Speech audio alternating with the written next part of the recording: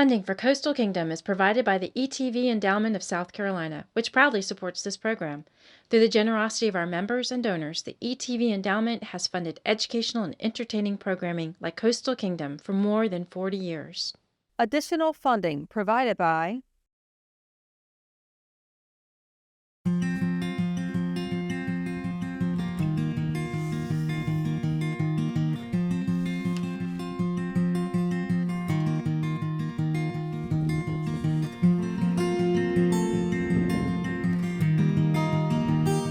So when we're filming Coastal Kingdom, we get to do some really amazing things, like catch this alligator that we just worked up. But not everything we film fits into one of our show categories. But it's still really good stuff, and it's stuff that we want you to see. So we put it all together in a show called Trail Mix. We hope you like it.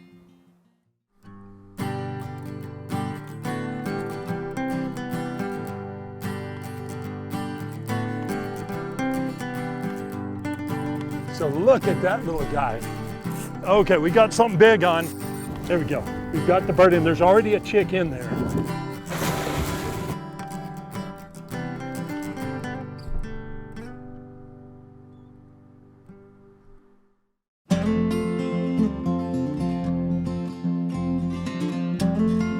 So one of the things that's really cool about animals is you don't have to go deep into the forest to find things. A lot of times you can walk around a building like this and see lizards and insects and all kinds of cool things. So let's see what's here.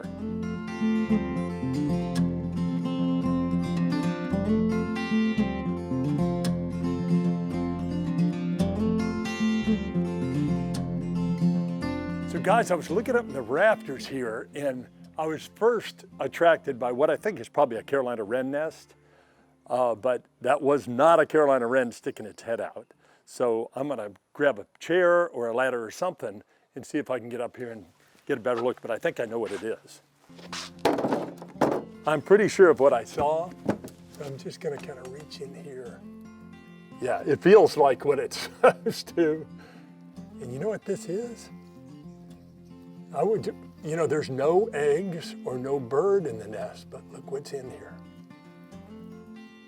Just what I thought, a little snake. So this is a yellow rat snake, or a greenish rat snake, and I'm gonna step down off this ladder. And boy, pretty little snake, and kind of small to be raiding bird nests, but this could actually eat a Carolina wren egg, or maybe a little tiny chick. And I'm sure that's what it was doing up there. I don't see any telltale signs like bulges in it or anything like that, so I don't think it got any birds or any eggs. But obviously that's what it was doing up there, was looking for something to eat for sure. So of course this snake gets, 6 feet long sometimes, and much, much bigger than this, and they can eat duck eggs and squirrels and all kinds of things. But at this size, they eat mostly lizards, occasionally little bird eggs and little chicks.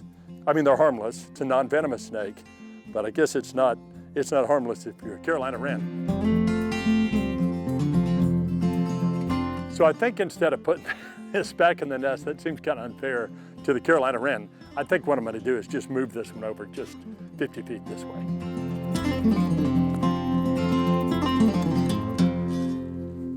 So that little snake will be fine. It's well within its home range. But I noticed this earlier, and if you look right here, there are some egg cases, and there's also some webbing around it. Now, I'm not great with spider egg cases, but this is a really easy one because these are super spiky. They are covered with really sharp little spikes, and they're confined in the webbing. It looks like maybe the animals have emerged out of this, but these are widow eggs, and they look like they're probably brown widow because of all those spikes on them. Of course, brown widows that's one of our venomous species of spiders. And if they bite you, it hurts and can do some damage. You definitely need medical treatment. But anyway, kind of interesting. I wish the spider was here to look at, but at least we have the eggs, so we know they live in the area. The widow spiders, there's red widows, there's brown widows, there's black widows. The two we have right here, most typically are the black widow and the brown widow. And they're closely related. They have similar venom. I think more people have heard of the black widow, and it probably has a worse reputation. But I can tell that the little guys have emerged because there's holes in the egg case. So it looks like there's a hole in it, and they came out of that hole. There's a green and old that's on the base of the picnic table here. Looks like a little female. I think she's already seen me. Let me see if I can catch her. Oh, missed. She's running down the edge of this thing. These guys can make you look silly if you're not careful. Okay, I caught it. Oh, look at that little tyke. I think it is a little female. If you look at it, it has a dewlap, a throat fan, but a really small one, not very developed. A male, even at this size, that dewlap would be bigger. And of course, that dewlap is how males let other males know they're in the territory and also attract females. But yeah, I think this is a little female green and old. Hey, these are great little guys. Natural pest control. Of course, this will turn bright green, or it can turn brown like this, depending on mood and probably on temperature too. So a couple things I noticed. One is this is missing the tip of the tail, so it lost just the very tip of the tail, and of course, that'll grow back. The other thing is it's turning green in my hands, and that's probably because we're out in the sun and it's pretty warm out here.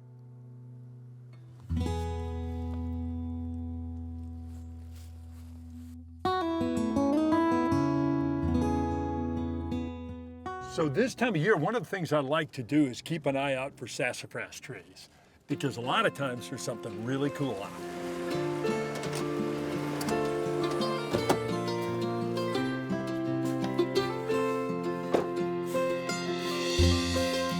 Here's something kind of interesting. If you look at these folded over leaves, also there's been some feeding on this leaf. This is a sassafrass. Now sassafrass trees are kind of neat. They have 3 different types of leaves. They have this 3-lobed leaf. They have one that looks just like this with no lobes. And then sometimes they have 2 lobes, one that's kind of like a mitten. Here's one right here. Here's another one that's kind of folded over. Look at this whole thing is just kind of sandwiched together and then stitched together, and look what's inside. Look at that caterpillar. So this is called a Spicebush swallowtail. And Spicebush swallowtail caterpillars, the later instars like this, have these wonderful eye spots on them. And you can imagine what this is good for. Probably startles predators. I mean, if you think about it, if a predator was to see this, that eye spot might make this look like, you know, a snake or a lizard or something other than a caterpillar. And they are beautiful. I mean, the green on this is just absolutely gorgeous. Now, these animals are still vulnerable. I mean, they have some protection, but things like wasps will feed on them. And so, you know, they can protect themselves and hide the best they can by staying coiled up in that leaf, but eventually predators get them. In fact, predators probably get most of them, but some of them get the opportunity to turn into one of our most beautiful swallowtail butterflies. So the host plant of this species is sassafrass. So that doesn't mean that the adults are going to nectar on this or anything like that. It means that's what the caterpillars are going to feed on.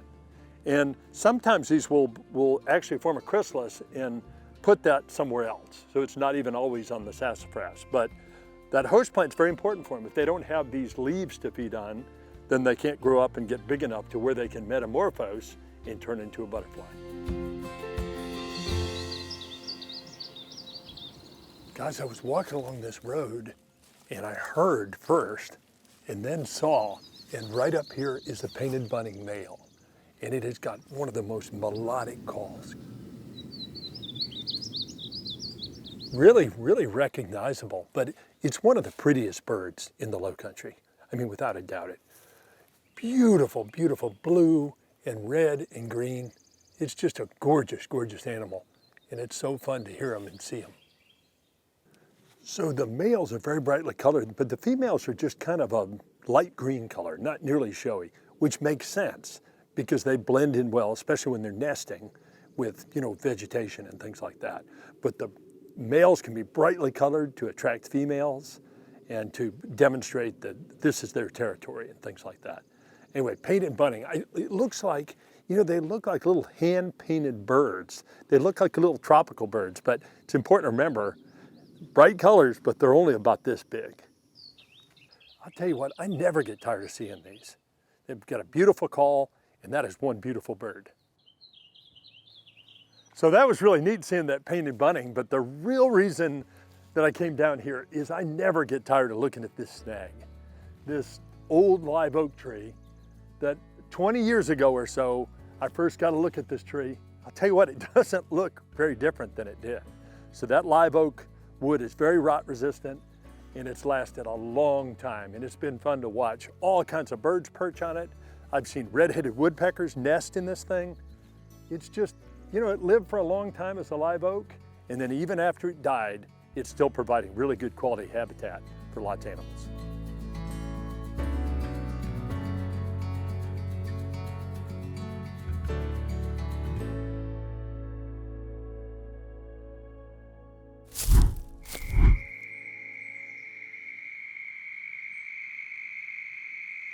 Guys, do you hear that noise? So we're actually headed to another spot for another shoot and heard this, and I knew exactly what it is.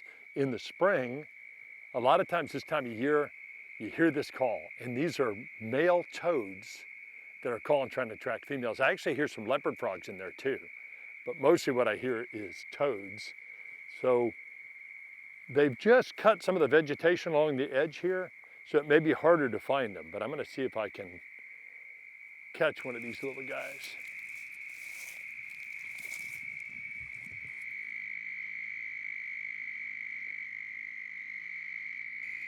There's a bunch of mated pairs right here.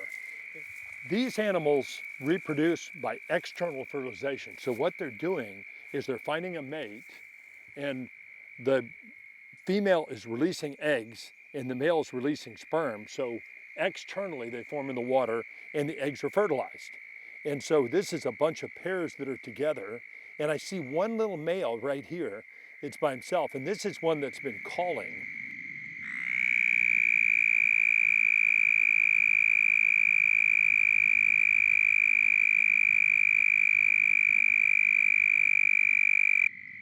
And so they have kind of a vocal sac, and I think what I'll do is just carefully pick up this little male. I got him.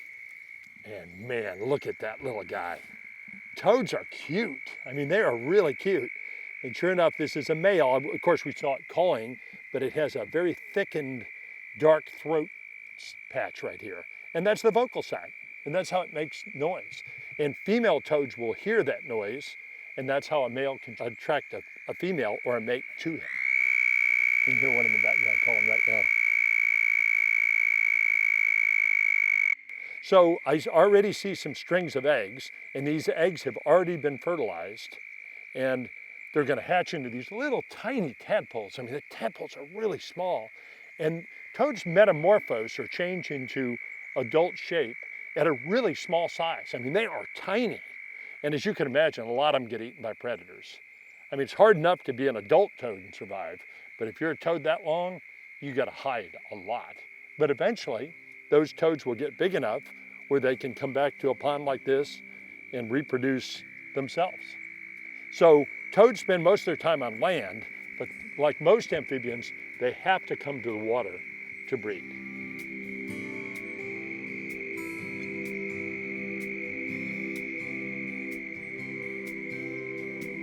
So one of the really cool things, you know, we were on our way to a different shoot, but we were using our ears. Sometimes you really got to listen too. You may not have ever seen these toads if we hadn't heard them first. So you got to keep your ears open as well.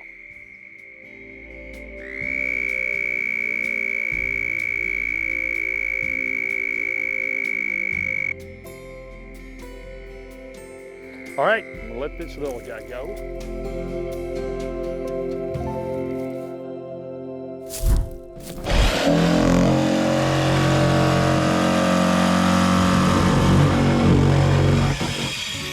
So I'm doing one of my favorite things. I'm building a trap. I know it looks suspiciously like a trash can, but we're cutting windows out of here. We're gonna put a top on it.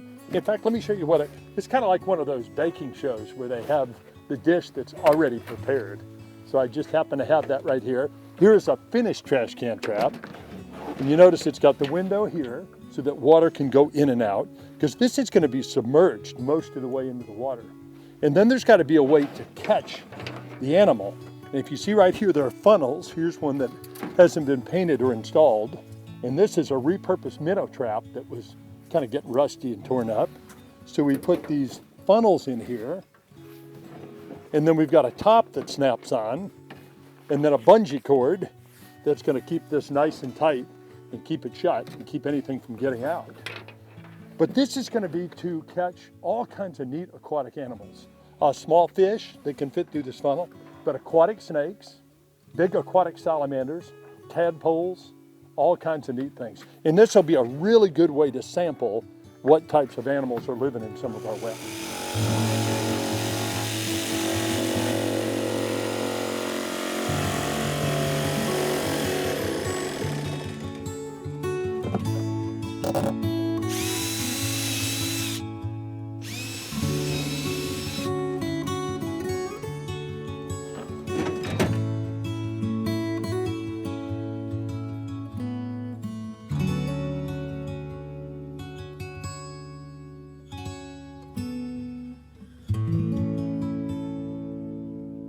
So we've set our trash can traps in a gorgeous spot in the Ace Basin, and they've been out for a couple of days, and I can't wait to see what's in them.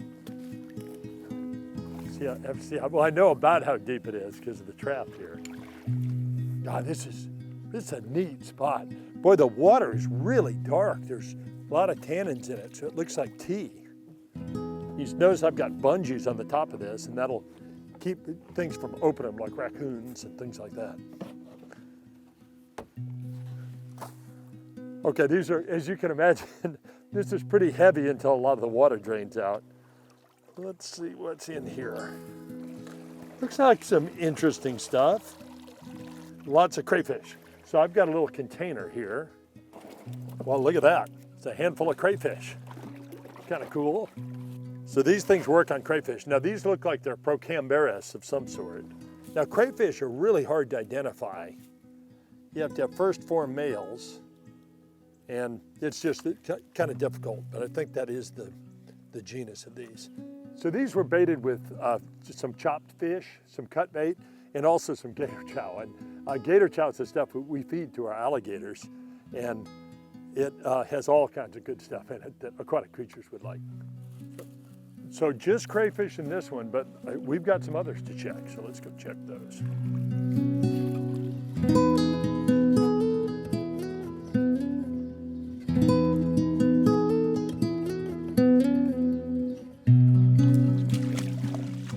You know, this is some really cool habitat, really wild looking. Good swamp. Boy, there's a deep hole right there. I'm glad I didn't take a bigger step than I did. Okay, let's see what's in this one. Looks like some interesting little fish in here. There's a neat fish. Boy, beautiful little fish. Blue spotted sunfish. Look at that gorgeous little guy. And that's one that loves these kind of swamp wetlands like this. So it looks like just sunfish. It looks like mostly these blue spotted sunfish. And boy, they look almost like tropical fish. They're gorgeous. And you always wonder why a fish would be this brightly colored in really dark water like this. But they are really pretty. They get, about this long or so they're not big fish. And little tiny crayfish, it's kind of cute. Probably the same kind, just not as big.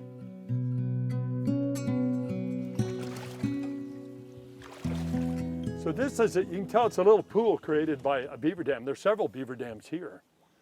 Kind of cool. Maybe there'll be something interesting in this one. Wow. Two really cool things. Check this out, guys. Looks like, I thought it was two different kinds of salamanders, but it looks like it's only one. So these are amphiumas, which are big aquatic salamanders. And if you look inside there, you can see them. I mean, they look kind of like eels. And they're really interesting in that they have 4 legs, but the legs are really small. So these tiny little appendages. And they really don't use them. You see this one kind of swim. They really more swim and crawl on their bellies than anything else. Maybe this one will crawl right out into the container. That's pretty neat. Now, it's a little hard to see because, let's check this fish out too. Looks like a mud sunfish. Yep, that's what it is. And they don't get very big either, bigger than this, but not much bigger. Okay, we're gonna let this one go because we can take a look at the other one. Let this one crawl right on out.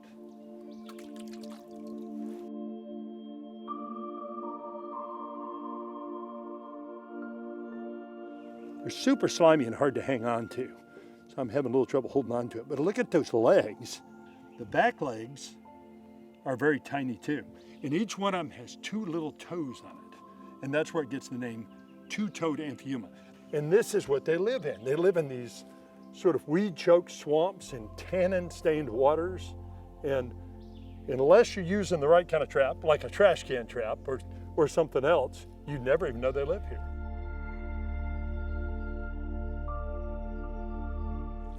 Okay, let's see what's in this one.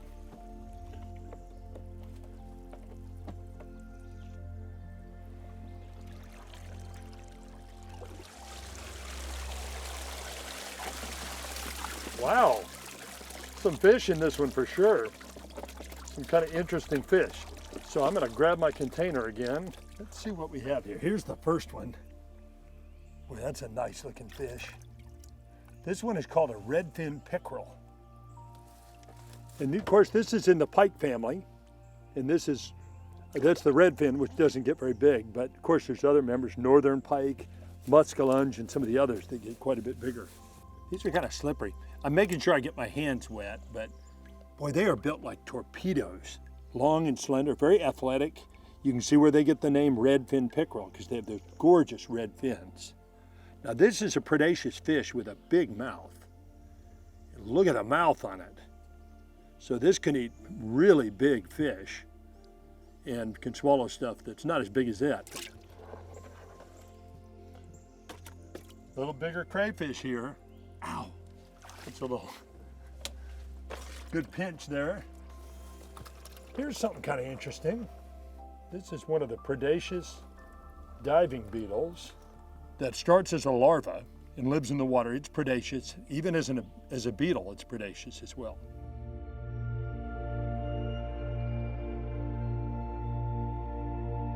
Okay, here's a neat little fish that we haven't seen. This looks like a mud minnow, umbra. Yeah, and these get a little bigger than this, but not very big at all. Here's something that's a little surprising to catch. This is one of the fishing spiders. One of the spotted fishing spiders. And this is an animal that's extremely predaceous. It kind of sits on the top of the water like this, and it can actually hang underwater and catch tadpoles and small crayfish and other spiders and pretty much anything. So they're very aquatic, for sure. Not dangerous to people at all. Okay, here's something else. I gotta reach through the crayfish. Ow! That's what you do when you reach in a bucket full of crayfish. See if I can extract myself from this one. Okay, there we go. Oh, look at this. That's really cool. This is a naiad, a dragonfly naiad. Looks like maybe from one of the skimmers, but it's the larva of a dragonfly. So it's the aquatic form that lives in the water and eventually will metamorphose or change into a smallish dragonfly. So the jury's still out on these trash can traps. They're incredibly heavy. They take a long time to make. They're mildly effective, but I'm still glad I made them because it's pretty cool. And you got to keep trying things like this to see what you're gonna get.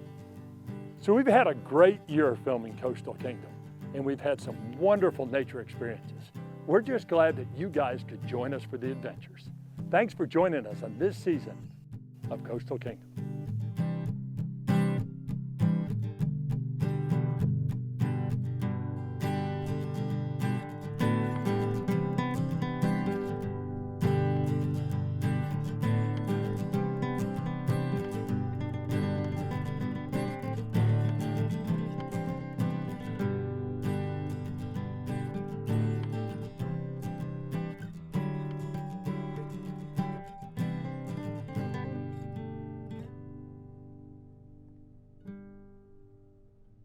Funding for Coastal Kingdom is provided by the ETV Endowment of South Carolina, which proudly supports this program. Through the generosity of our members and donors, the ETV Endowment has funded educational and entertaining programming like Coastal Kingdom for more than 40 years. Additional funding provided by